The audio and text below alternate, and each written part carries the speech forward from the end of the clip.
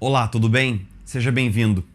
Se tem uma ideia que tem sido muito repetida nas análises, nos discursos, nos textos, em tudo que tem sido falado e escrito sobre a pandemia nas últimas semanas, é esse lugar quase comum de que a pandemia fará de nós, no final das contas, pessoas melhores, fará de nós uma sociedade melhor, fará de nós uma humanidade melhor. Essa expectativa ultra otimista de que a pandemia deixará para trás não apenas um lastro de morte, mas deixará para a humanidade um legado de crescimento, de amadurecimento, de mudança de perspectiva, é muito comum em muitas das leituras que a gente faz relacionadas à pandemia, dentro desse período no qual as pessoas procuram pensar sobre quais serão os impactos da pandemia sobre nós, pessoalmente e como comunidade, como sociedade, como um todo. A ideia de que nós vamos sair melhores, a ideia de que a sociedade vai melhorar, de que nós vamos ser menos egoístas, de que nós vamos experimentar mais fraternidade. Você tem uma ideia muito interessante que Cornelius Plantinga partilha em um de seus livros, é o seguinte: é que a mentira, para ser crível, para ser acreditada, ela precisa ter uma semelhança com a verdade. Ninguém falsifica uma nota de R$3. Nós vemos falsificações de notas que correm no mercado, ou seja, a mentira e o erro, para venderem-se como verdade, eles precisam ter uma semelhança de verdade. E é justamente aí que acontece aquele perigo, aquela armadilha da meia-verdade, da verdade pela metade. Então vamos lá. É fato que o sofrimento pode nos mudar. Isso é um fato conhecido em diversos campos da antropologia, a psicologia, até mesmo a neurologia. Eventos de sofrimento podem nos mudar, mas também pode haver um processo de negação, de endurecimento face ao sofrimento. Ou seja, a gente conhece uma série de pessoas que passaram por perdas tremendas, passaram pelo luto, passaram por grande sofrimento, passaram por grandes reveses e não mudaram, continuaram vivendo do mesmo jeito equivocado. Às vezes continuaram cometendo os mesmos erros que as levou a experimentar o sofrimento. Ou então, numa outra hipótese, o sofrimento pode nos mudar, mas para pior. Afinal de contas, você não conhece pessoas que passaram por perdas e pelo luto e que se tornaram pessoas amargas? Pessoas que passaram por catástrofes na vida, que foram atingidas em cheio pelos desastres inexplicáveis da existência humana e que se tornaram pessoas pessimistas, se tornaram pessoas de uma desistência, de uma apatia, tornaram-se pessoas amargas, tornaram-se pessoas virulentas nos seus comentários, pessoas em cujas almas mora uma escuridão mórbida.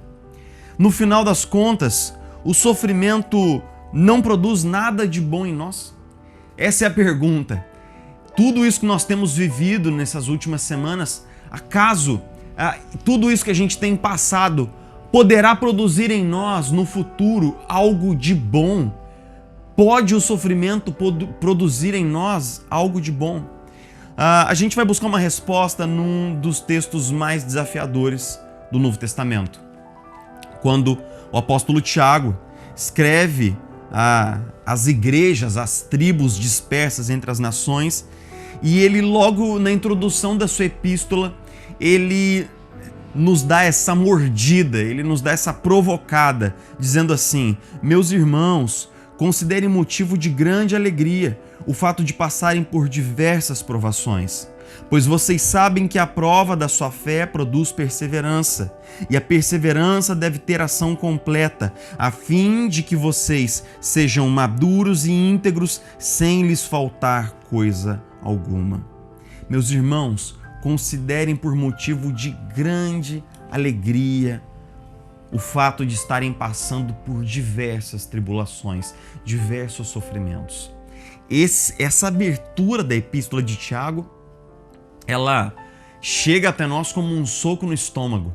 Porque se a gente considera cada uma das palavras fortes e contundentes que Tiago usa, nós vamos descobrir que esse é um desafio gigantesco, tremendo. Nós considerarmos com alegria o fato de estarmos passando por diversas tribulações, diversos sofrimentos, diversas dificuldades. Por quê? Por que nós deveríamos ter grande alegria? Por que nós deveríamos ter alegria o fato de estarmos passando por diversas tribulações? Tiago usa uma espécie de raciocínio lógico encadeando algumas ideias. Ele diz assim: porque a tribulação produz em nós perseverança. A perseverança testa a nossa fé, prova a nossa fé. A prova da nossa fé produz perseverança. A perseverança produz maturidade e a maturidade nos torna íntegros. Então Tiago, ele utiliza uma espécie de raciocínio encadeado, de raciocínio lógico sequencial para dizer assim: olha, o sofrimento, ele testa a perseverança de vocês, ele testa a fé de vocês. Uma vez que essa fé é testada, ela se mostra madura, ela se mostra perseverante. A perseverança, então, nos torna maduros, nos torna íntegros.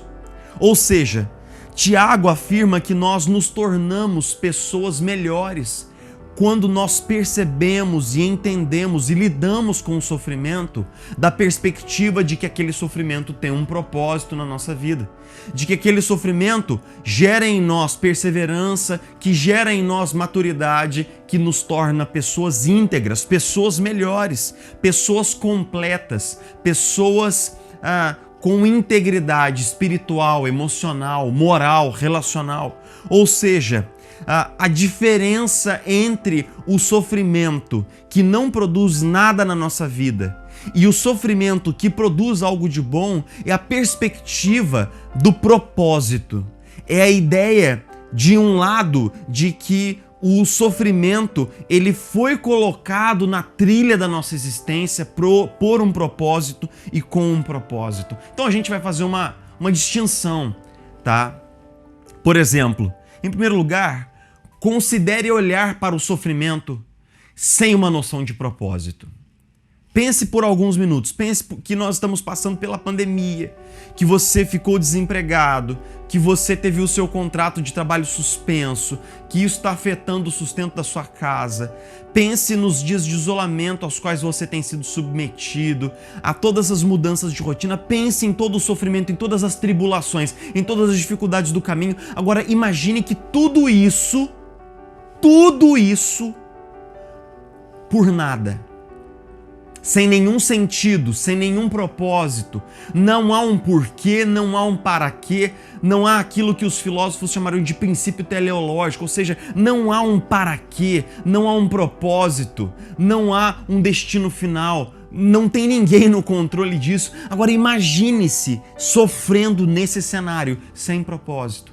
Você vai chegar à conclusão de que a dor é somente a dor pela dor, de que o sofrimento, ele ocorre num vazio, de que a nossa dor é apenas mais um absurdo de um mundo de absurdos. E isso nos conduzirá fatalmente à amargura, ao pessimismo, à desistência, nos conduzirá à depressão e à ansiedade. Porque afinal de contas, nós estamos sofrendo, não tem ninguém no controle desse carro, ele está desgovernado, tudo vai para pior, não há propósito, não há sentido, não há ganho. Em contraste, quando nós olhamos para o mundo como um lugar, como algo criado por Deus, quando nós olhamos para nós mesmos como criaturas de Deus e nós sabemos que Deus está no controle da nossa vida e que Deus está no controle do mundo, então nós passamos a olhar para o sofrimento com uma perspectiva de propósito e nós começamos a descobrir que Deus está usando até mesmo as coisas mais difíceis para nos moldar, para nos exercitar na fé, para nos amadurecer, para corrigir imperfeições do nosso caráter para nos tornar mais íntegros, para nos tornar mais sólidos, para nos tornar seres inteiros e não seres quebrados. Quando nós olhamos para o sofrimento da perspectiva de que há um propósito, então nós conseguimos entender um pouco daquilo que Tiago diz sobre ter alegria no sofrimento, porque nós começamos a descobrir que, de alguma maneira tremenda e até misteriosa, o sofrimento significa um investimento continuado de Deus sobre a minha vida, sobre a sua vida, para que nós sejamos pessoas inteiras. O sofrimento não é uma coisa que acontece sem sentido, sem propósito, apenas para me causar dor, mas o sofrimento é mais uma maneira de Deus investir na minha vida, de Deus exercitar a minha perseverança, de Deus burilar a minha fé, de Deus aquilatar a minha confiança nele e aperfeiçoar o meu caráter nele. Então, de alguma maneira, nós conseguimos, no final das contas, entender a lógica de Tiago. Porque quando nós olhamos para o sofrimento por essa perspectiva do propósito, nós vemos que Deus está investindo constantemente na nossa vida. E que Deus pode usar a pandemia para fazer algo muito profundo, poderoso, santo, transformador, novo, radical, maravilhoso na nossa vida. Porque o sofrimento testa a nossa fé. Esse teste gera a nossa perseverança. A nossa perseverança é capaz de nos tornar maduros e íntegros. Maduros e íntegros, pessoas melhores, pessoas mais parecidas com Jesus, pessoas mais profundas em Jesus. Eu gosto quando Paulo escreve aos Filipenses dizendo assim: pois a vocês, escrevendo aos cristãos de Filipos, foi dado o privilégio não apenas de crer em Cristo, mas também de sofrer por Ele. Ou seja, há um aspecto de um investimento na qual, a propósito, esse texto é Filipenses, capítulo 1, versículo 29, no qual Paulo diz que no seio do sofrimento há uma identificação com Cristo. Há uma aproximação, porque nos foi dado o privilégio não apenas de crer em Cristo, mas de sofrer por Ele, de sofrer com Ele, de sofrer como Ele. Retornando à questão inicial que a gente está trabalhando aqui hoje, a pandemia vai nos tornar pessoas melhores. Então a resposta no final dessa reflexão aqui é: depende. Depende. Depende de em que mundo você vive. E quando eu digo de em que mundo você vive, é em que visão de mundo você está mergulhado agora. Se você vê o mundo como um lugar sem Deus, como um lugar no qual nós somos o fruto de uma série de eventos casuísticos, uma série de eventos que aconteceram ao acaso, se você vê o ser humano como o fruto de uma série de evoluções desgovernadas, então você não tem outra opção a não ser olhar para esse sofrimento todo, para as mortes que têm acontecido e para todo esse período de sofrimento como um período negro, sombrio, como um período absolutamente vazio, um período de vácuo que revela e confirma em última instância para você que vive num mundo sem Deus, que o ser humano é apenas pó das estrelas, que nós não somos nada, nós somos frágeis e inúteis num universo absolutamente sem sentido. E por trás dessa visão de mundo, você encontrará apenas amargura, vazio, medo, solidão e desespero. Mas se você vive num mundo imbuído de Deus, um mundo criado pelo próprio Deus, se você vê a si mesmo como uma criatura de Deus, e se você vê a si mesmo vivendo num mundo que está encharcado da ação, da atividade, do propósito e do sentido que Deus confere a essa criação, então quando você olha para esse período de sofrimento, você verá Deus governando a história, você verá Deus conduzindo a humanidade no trilho dos seus propósitos soberanos e no cumprimento dos seus planos, você verá Deus fazendo as coisas certas, no tempo certo, do jeito certo, para os propósitos únicos que Ele almeja para todos nós, como sociedade global. E ao mesmo tempo, você verá na perspectiva pessoal, individual, você verá para si mesmo que Deus está investindo continuamente na sua vida para tornar você mais perseverante, mais maduro, mais íntegro, mais parecido com Jesus, mais semelhante com o seu mestre e mais identificado no sofrimento do seu Senhor e Salvador. Depende de em que mundo você vive. E eu te pergunto, em que mundo você vive? Em que mundo você vive agora? Num mundo vazio de Deus, sem Deus? Ou num mundo impregnado da presença de Deus, do propósito, do sentido dele? Essa pergunta é importante, em que mundo você vive? Mas existe uma pergunta ainda mais importante do que essa, que é, em que mundo você deseja viver? Em que mundo você deseja viver? Nós podemos viver num mundo novo. Nós podemos viver numa realidade absolutamente nova. E a porta para essa realidade e a porta para esse mundo é a cruz de Cristo. Você sabe que nós cristãos insistimos na cruz durante milênios como o símbolo mais universal da nossa fé, como o divisor da história e como o ponto focal do nosso entendimento daquilo que Deus fez por nós em Jesus Cristo. Mas por que é que nós cristãos insistimos tanto na cruz e focamos tanto a cruz e voltamos tanto o nosso olhar para a cruz? É porque na cruz o propósito último, final de Deus para o homem é revelado.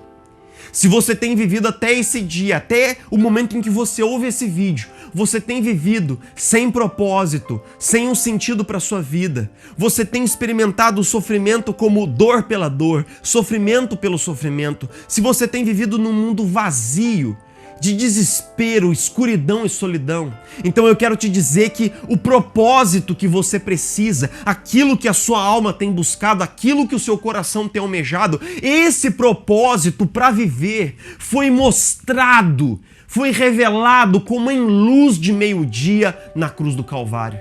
Quando você olha para Jesus morrendo na cruz, quando você vê a dramaticidade do que aconteceu ali, Jesus com uma coroa de espinhos severos encravados na sua cabeça, os punhos rasgados e traspassados pelos cravos, o seu corpo torturado pelos soldados romanos, um homem abandonado por tudo, por todos, morrendo à deriva da sociedade. Quando você vê a dramaticidade desses eventos, você descobre o propósito para o qual Deus nos criou.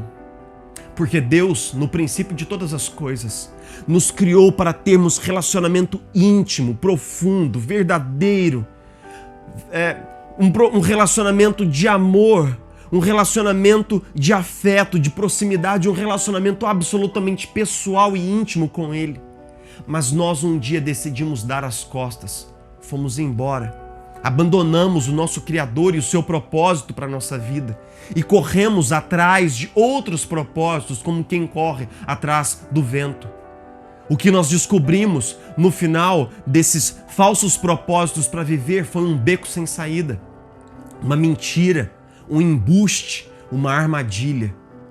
O pote de ouro no fim do arco-íris jamais chegou para nenhum de nós, nem para mim e nem para você. E então nós nos voltamos para a cruz e descobrimos um propósito verdadeiro pelo qual viver. Porque agora, em Jesus Cristo, Deus está reconectando aquele propósito original. Deus está nos levando de volta para Ele. Deus está colocando a nossa dívida, a dívida da nossa ofensa sobre Jesus. E está colocando a justiça de Jesus sobre nós, de tal maneira que nós possamos ser reconduzidos de volta para casa, de tal maneira que nós possamos experimentar de novo intimidade, relacionamento, que nós possamos experimentar estar no colo do Pai, na casa do Pai, debaixo do olhar e do cuidado do Pai. Então eu desafio você a passar por essa porta. Eu desafio você a passar pela cruz de Cristo. Eu desafio você a confiar em Jesus como seu único e suficiente Salvador, para que você possa descobrir uma outra maneira de existir, um outro mundo o qual habitar e uma nova maneira de enxergar a realidade. Uma maneira de enxergar a realidade na qual nós podemos sim nos alegrar nos sofrimentos e nas tribulações, na qual nós podemos ter contentamento, serenidade e descanso nos dias mais difíceis, porque esses dias mais difíceis reafirmam: o Pai não desistiu de mim, o Pai me salvou em Jesus Cristo e agora continua investindo em mim continuamente, moldando a minha perseverança, esterçando a minha fé, aumentando a minha confiança nele, me tornando mais parecido com ele, para que eu possa ser cada dia mais filho do Pai, uma filha do Pai, que conhece o Pai e reflete o caráter do Pai. Que Deus te abençoe. Que Deus possa fazer com que nasça no seu coração um sentido de propósito nesses dias de sofrimento e de tribulação. E que você possa passar por tudo isso com uma alegria inexplicável, uma alegria absolutamente sobrenatural derramada sobre nós pelo Espírito Santo de Deus. Que Deus te abençoe. Nós nos encontramos na próxima. Até lá.